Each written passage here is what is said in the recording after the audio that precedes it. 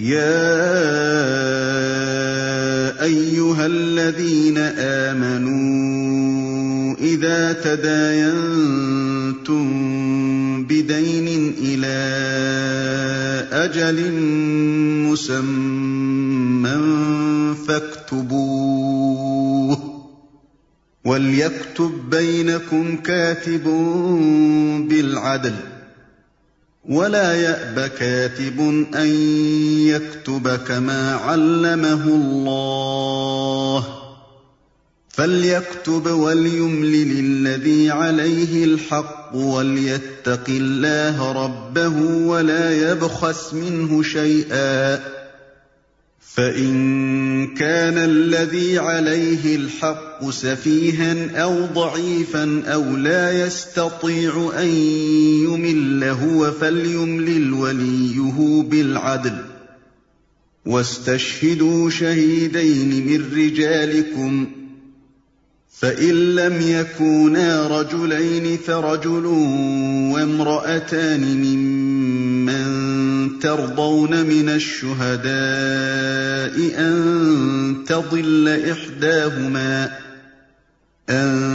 تضل إحداهما فتذكر إحداهما الأخرى ولا يأبى الشهداء إذا ما دعوا ولا تسأموا أن تكتبوه صغيرا أو كبيرا إلى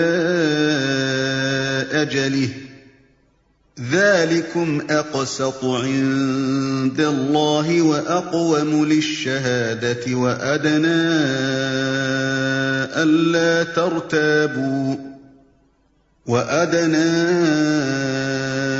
ألا ترتابوا إلا أن تكون تجارة حاضرة تديرونها بينكم فليس عليكم جناح ألا تكتبوها وأشهدوا إذا تبايعتم ولا يضار كاتب ولا شهيد وإن تفعلوا فإنه فسوق بكم واتقوا الله ويعلمكم الله واللہ بکل شیء علیم۔ اے لوگو جو ایمان لائے ہو، جب کسی مقرر مدت کے لیے تم آپس میں قرض کا لین دین کرو تو اسے لکھ لیا کرو۔ فریقین کے درمیان انصاف کے ساتھ ایک شخص دستاویز تحریر کرے۔ جسے اللہ نے لکھنے پڑھنے کی قابلیت بخشی ہو اسے لکھنے سے انکار نہ کرنا چاہیے۔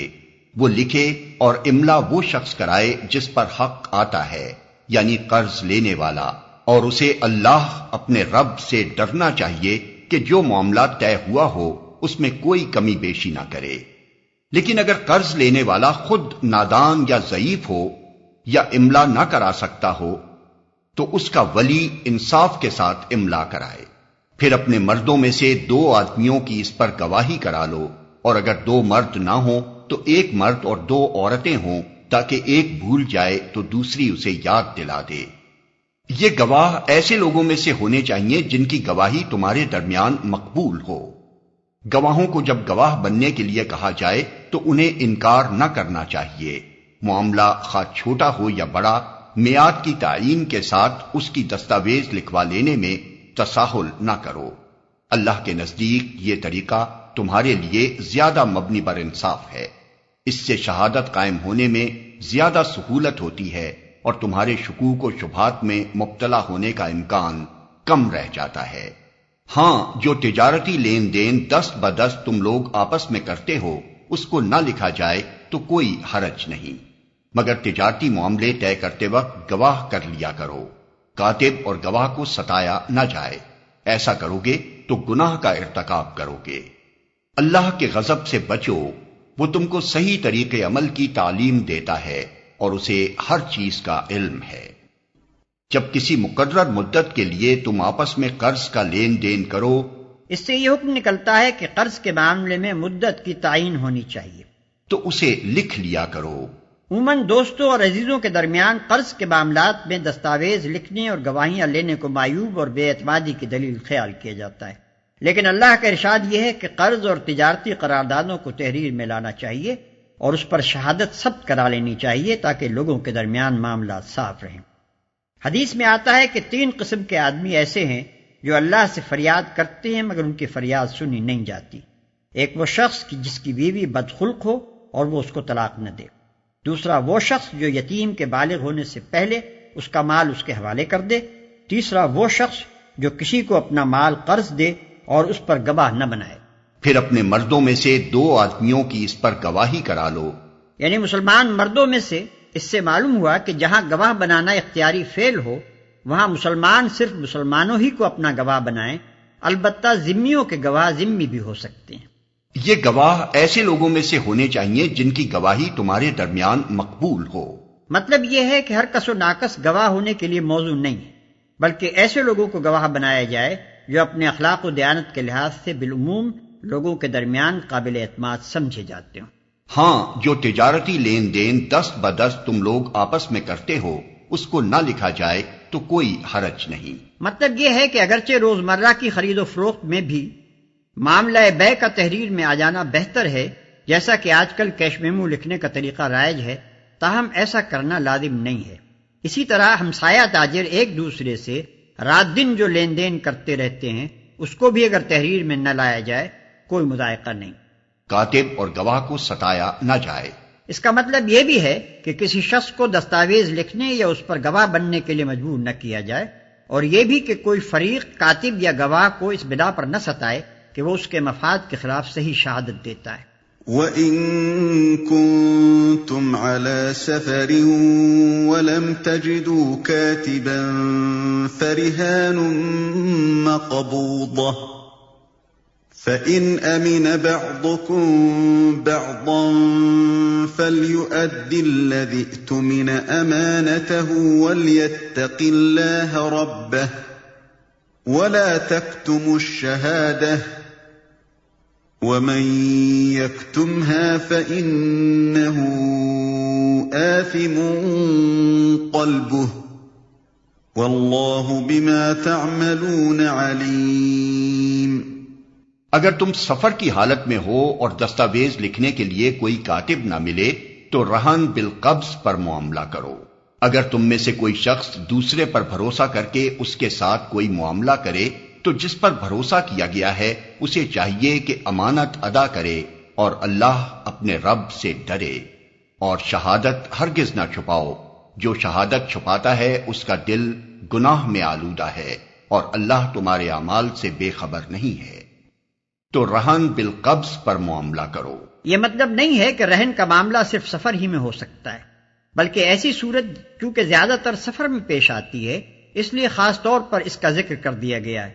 نیز معاملہ رہن کے لیے یہ شرط بھی نہیں ہے کہ جب دستاویز لکھنا ممکن نہ ہو صرف اسی صورت میں رہن کا معاملہ کیا جائے۔ اس کے علاوہ ایک صورت یہ بھی ہو سکتی ہے کہ جب محض دستاویز لکھنے پر کوئی قرض دینے کے لیے آمادہ نہ ہو تو قرض کا طالب اپنی کوئی چیز رہن رکھ کر روپیہ لے لے، لیکن قرآن مجید چونکہ اپنے پیرووں کو فیاضی کی تعلیم دینا چاہتا ہے اور یہ بات بلند اخلاق سے فروتر ہے کہ ایک شخص مال رکھتا ہو اور وہ ایک ضرورت مند آدمی کو اس کی کوئی چیز رہن رکھے بغیر قرض نہ دے، اس لیے قرآن نے قصداً اس دوسری صورت کا ذکر نہیں کیا۔ اس سلسلے میں یہ بھی معلوم ہونا چاہیے کہ رہن بالقبض کا مقصد صرف یہ ہے کہ قرض دینے والے کو اپنی قرض کی واپسی کا اطمینان ہو جائے، اسے اپنے دیے ہوئے مال کے معاوضے میں شے مرہونہ سے فائدہ اٹھانے کا حق نہیں۔ اگر کوئی شخص رہن لیے ہوئے مکان میں خود رہتا ہے یا اس کا کرایہ کھاتا ہے تو دراصل سود کھاتا ہے۔ قرض پر براہ راست سود لینے اور رہن لی ہوئی چیز سے فائدہ اٹھانے میں اصولاً کوئی فرق نہیں ہے۔ البتہ اگر کوئی جانور رہن لیا گیا ہو تو اس کا دودھ استعمال کیا جا سکتا ہے اور اس سے سواری و باربرداری کی خدمت لی جا سکتی ہے، کیونکہ یہ دراصل اس چارے کا معاوضہ ہے جو مرتہن اس جانور کو کھلاتا ہے۔ اور شہادت ہرگز نہ چھپاؤ۔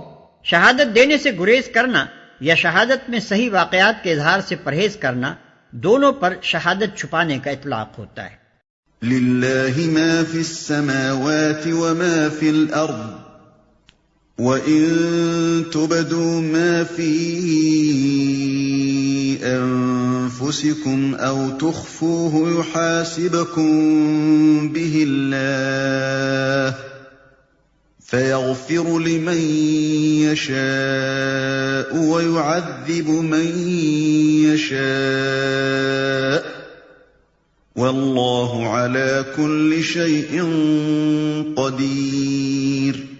آسمانوں اور زمین میں جو کچھ ہے سب اللہ کا ہے۔ تم اپنے دل کی باتیں خواہ ظاہر کرو یا چھپاؤ، اللہ بہرحال ان کا حساب تم سے لے لے گا۔ پھر اسے اختیار ہے جسے چاہے معاف کر دے اور جسے چاہے سزا دے، وہ ہر چیز پر قدرت رکھتا ہے۔ آسمانوں، یہ خاتمہ کلام ہے، اس لیے جس طرح سورت کا آغاز دین کی بنیادی تعلیمات سے کیا گیا تھا، اسی طرح سورت کو ختم کرتے ہوئے بھی ان تمام اصولی امور کو بیان کر دیا گیا ہے جن پر دین اسلام کی اساس قائم ہے۔ تقابل کے لیے سورہ کے پہلے رکوع کو سامنے رکھ لیا جائے تو زیادہ مفید ہوگا۔ سب اللہ کا ہے۔ یہ دین کی اولین بنیاد ہے اللہ تعالیٰ کا مالک زمین و آسمان ہونا، اور ان تمام چیزوں کا جو آسمان و زمین میں ہیں اللہ ہی کی ملک ہونا۔ دراصل یہی وہ بنیادی حقیقت ہے جس کی بنا پر انسان کے لیے کوئی دوسرا طرز عمل اس کے سوا جائز اور صحیح نہیں ہو سکتا کہ وہ اللہ کے آگے سر اطاعت جھکا دے۔ اللہ بہرحال ان کا حساب تم سے لے لے گا۔ اس فقرے میں مزید دو باتیں ارشاد ہوئیں، ایک یہ کہ ہر انسان فردن اللہ کے سامنے ذمہ دار اور جواب دہ ہے، دوسرے یہ کہ جس بادشاہ زمین و آسمان کے سامنے انسان جواب دہ ہے وہ غیب و شہادت کا علم رکھنے والا ہے، حتیٰ کہ دلوں کے چھپے ہوئے ارادے اور خیالات تک اس سے پوشیدہ نہیں ہے۔ وہ ہر چیز پر قدرت رکھتا ہے۔ یہ اللہ کے اختیار مطلق کا بیان ہے، اس کو کسی قانون نے باندھ نہیں رکھا ہے کہ اس کے مطابق عمل کرنے پر وہ مجبور ہو، بلکہ وہ مالک مختار ہے، سزا دینے اور معاف کرنے کے کلی اختیارات اس کو حاصل۔ آمن الرسول بما انزل الیہ من ربہ والمؤمنون كل آمن بالله وملائكته وكتبه ورسله لا نفرق بين أحد من رسله وقالوا سمعنا وأطعنا غفرانك ربنا وإليك المصير۔ رسول اس ہدایت پر ایمان لایا ہے جو اس کے رب کی طرف سے اس پر نازل ہوئی ہے، اور جو لوگ اس رسول کے ماننے والے ہیں انہوں نے بھی اس ہدایت کو دل سے تسلیم کر لیا ہے۔ یہ سب اللہ اور اس کے فرشتوں اور اس کی کتابوں اور اس کے رسولوں کو مانتے ہیں، اور ان کا قول یہ ہے کہ ہم اللہ کے رسولوں کو ایک دوسرے سے الگ نہیں کرتے، ہم نے حکم سنا اور اطاعت قبول کی۔ مالک، ہم تجھ سے خطا بخشی کے طالب ہیں اور ہمیں تیری ہی طرف پلٹنا ہے۔ اس آیت میں تفصیلات سے قطع نظر کر کے اسلام کے عقائد اور اسلامی طرز عمل کا خلاصہ بیان کر دیا گیا ہے، اور وہ یہ ہے اللہ کو، اس کے فرشتوں کو اور اس کی کتابوں کو ماننا، اس کے تمام رسولوں کو تسلیم کرنا بغیر اس کے کہ ان کے درمیان فرق کیا جائے، یعنی کسی کو مانا جائے اور کسی کو نہ مانا جائے، اور اس امر کو تسلیم کرنا کہ آخر کار ہمیں اس کے حضور میں حاضر ہونا ہے۔ یہ 5 امور اسلام کے بنیادی عقائد ہیں۔ ان عقائد کو قبول کرنے کے بعد ایک مسلمان کے لیے صحیح طرز عمل یہ ہے کہ اللہ کی طرف سے جو حکم پہنچے اسے وہ بصر و چشم قبول کرے، اس کی اطاعت کرے اور اپنے حسن عمل پر غرہ نہ کرے، بلکہ اللہ سے عفو درگزر کی درخواست کرتا رہے۔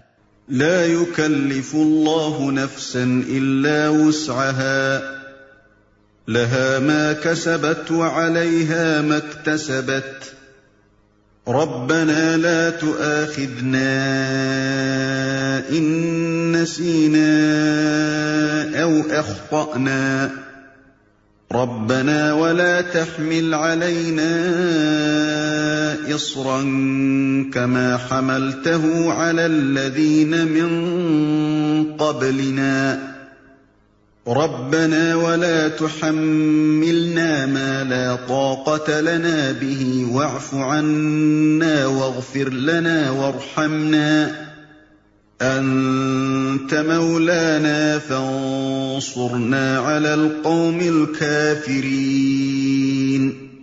اللہ کسی متنفس پر اس کی مقدرت سے بڑھ کر ذمہ داری کا بوجھ نہیں ڈالتا، ہر شخص نے جو نیکی کمائی ہے اس کا پھل اسی کے لیے ہے، اور جو بدی سمیٹی ہے اس کا وبال اسی پر ہے۔ ایمان لانے والو تم یوں دعا کیا کرو، اے ہمارے رب، ہم سے بھول چوک میں جو قصور ہو جائیں ان پر گرفت نہ کر۔ مالک، ہم پر وہ بوجھ نہ ڈال جو تو نے ہم سے پہلے لوگوں پر ڈالے تھے۔ پروردگار، جس بار کو اٹھانے کی طاقت ہم میں نہیں ہے وہ ہم پر نہ رکھ، ہمارے ساتھ نرمی کر، ہم سے درگزر فرما، ہم پر رحم کر، تو ہمارا مولا ہے، کافروں کے مقابلے میں ہماری مدد کر۔ اللہ کسی متنفس پر اس کی مقدرت سے بڑھ کر ذمہ داری کا بوجھ نہیں ڈالتا۔ یعنی اللہ کے یہاں انسان کی ذمہ داری اس کی مقدرت کے لحاظ سے ہے۔ ایسا ہرگز نہ ہوگا کہ بندہ ایک کام کرنے کی قدرت نہ رکھتا ہو اور اللہ اس سے باز پرس کرے کہ تو نے فلاں کام کیوں نہ کیا، یا ایک چیز سے بچنا فی الحقیقت اس کی مقدرت سے باہر ہو اور اللہ اس پر مواخذہ کرے کہ تو نے اس سے پرہیز کیوں نہ کیا۔ لیکن یہ یاد رہے کہ اپنی مقدرت کا فیصلہ کرنے والا انسان خود نہیں ہے، اس کا فیصلہ اللہ ہی کر سکتا ہے کہ ایک شخص فی الحقیقت کس چیز کی قدرت رکھتا تھا اور کس چیز کی نہ رکھتا تھا۔ اور جو بدی سمیٹی ہے اس کا وبال اسی پر ہے۔ یہ اللہ کے قانون مجازات کا دوسرا قاعدہ کلیہ ہے۔ ہر آدمی انعام اسی خدمت پر پائے گا جو اس نے خود انجام دی ہو۔ یہ ممکن نہیں ہے کہ ایک شخص کی خدمات پر دوسرا انعام پائے، اور اسی طرح ہر شخص اسی قصور میں پکڑا جائے گا جس کا وہ خود مرتکب ہوا ہو۔ یہ نہیں ہو سکتا کہ ایک کے قصور میں دوسرا پکڑا جائے۔ ہاں، یہ ضرور ممکن ہے کہ ایک آدمی نے کسی نیک کام کی بنا رکھی ہو اور دنیا میں ہزاروں سال تک اس کام کے اثرات چلتے رہیں اور یہ سب اس کے کارنامے میں لکھے جائیں، اور ایک دوسرے شخص نے کسی برائی کی بنا رکھی ہو اور صدیوں تک دنیا میں اس کا اثر جاری رہے اور وہ اس ظالم اول کے حساب میں درج ہوتا رہے، لیکن یہ اچھا یا برا جو کچھ بھی پھل ہوگا اسی کی سعی اور اسی کے کسب کا نتیجہ ہوگا۔ بہرحال یہ ممکن نہیں ہے کہ جس بھلائی یا جس برائی میں آدمی کی نیت اور سعی و عمل کا کوئی حصہ نہ ہو اس کی جزا یا سزا اسے مل جائے۔ مکافات عمل کوئی قابل انتقال چیز نہیں ہے۔ ہم پر وہ بوجھ نہ ڈال جو تو نے ہم سے پہلے لوگوں پر ڈالے تھے۔ یعنی ہمارے پیش رووں کو تیری راہ میں جو آزمائشیں پیش آئیں، جن زبردست ابتلاؤں سے وہ گزرے، جن مشکلات سے انہیں سابقہ پڑا، ان سے ہمیں بچا۔ اگرچہ اللہ کی سنت یہی رہی ہے کہ جس نے بھی حق و صداقت کی پیروی کا عزم کیا ہے اسے سخت آزمائشوں اور فتنوں سے دوچار ہونا پڑا ہے، اور جب آزمائشیں پیش آئیں تو مومن کا کام یہی ہے کہ پورے استقلال سے ان کا مقابلہ کرے۔ لیکن بہرحال مومن کو اللہ سے دعا یہی کرنی چاہیے کہ وہ اس کے لیے حق پرستی کی راہ کو آسان کر دے۔ جس بار کو اٹھانے کی طاقت ہم میں نہیں ہے وہ ہم پر نہ رکھ۔ یعنی مشکلات کا اتنا ہی بار ہم پر ڈال جسے ہم سہار لے جائیں، آزمائشیں بس اتنی ہی بھیج کہ ان میں ہم پورے اتر جائیں۔ ایسا نہ ہو کہ ہماری قوت برداشت سے بڑھ کر سختیاں ہم پر نازل ہوں اور ہمارے قدم راہ حق سے ڈگمگا جائیں۔ کافروں کے مقابلے میں ہماری مدد کر۔ اس دعا کی پوری روح کو سمجھنے کے لیے یہ بات پیش نظر رہنی چاہیے کہ یہ آیات ہجرت سے تقریباً 1 سال پہلے معراج کے موقع پر نازل ہوئی تھیں، جبکہ مکے میں کفر و اسلام کی کشمکش اپنی انتہا کو پہنچ چکی تھی۔ مسلمانوں پر مصائب و مشکلات کے پہاڑ ٹوٹ رہے تھے، اور صرف مکہ ہی نہیں بلکہ سرزمین عرب پر کوئی جگہ ایسی نہ تھی جہاں کسی بندہ خدا نے دین حق کی پیروی اختیار کی ہو اور اس کے لیے خدا کی سرزمین پر سانس لینا دشوار نہ کر دیا گیا ہو۔ ان حالات میں مسلمانوں کو تلقین کی گئی کہ اپنے مالک سے اس طرح دعا مانگا کرو۔ ظاہر ہے کہ دینے والا خود ہی جب مانگنے کا ڈھنگ بتائے تو ملنے کا یقین آپ سے آپ پیدا ہوتا ہے، اس لیے یہ دعا اس وقت مسلمانوں کے لیے غیر معمولی تسکین قلب کی موجب ہوئی۔ علاوہ بنی اس دعا میں ضمناً مسلمانوں کو یہ بھی تلقین کر دی گئی کہ وہ اپنے جذبات کو کسی نامناسب رخ پر نہ بہنے دیں، بلکہ انہیں اس دعا کے سانچے میں ڈھال لیں۔ ایک طرف ان روح فرسا مظالم کو دیکھیے جو محض حق پرستی کے جرم میں ان لوگوں پر توڑے جا رہے تھے، اور دوسری طرف اس دعا کو دیکھیے جس میں دشمنوں کے خلاف کسی تلخی کا شائبہ تک نہیں۔ ایک طرف ان جسمانی تکلیفوں اور مالی نقصانات کو دیکھیے جن میں یہ لوگ مبتلا تھے، اور دوسری طرف اس دعا کو دیکھیے جس میں کسی دنیاوی مفاد کی طلب کا ادنا نشان تک نہیں ہے۔ ایک طرف ان حق پرستوں کی انتہائی خستہ حالی کو دیکھیے، اور دوسری طرف ان بلند اور پاکیزہ جذبات کو دیکھیے جن سے یہ دعا لبریز ہے۔ اس تقابل ہی سے صحیح اندازہ ہو سکتا ہے کہ اس وقت اہل ایمان کو کس طرز کی اخلاقی اور روحانی تربیت دی جا رہی تھی۔ سید ابو العلا مودودی کی مارکۃ الآراء تصنیف تفہیم القرآن کی یہ سی ڈی ادارہ ترجمان القرآن کے لیے سماع و بصر نے تیار کی ہے۔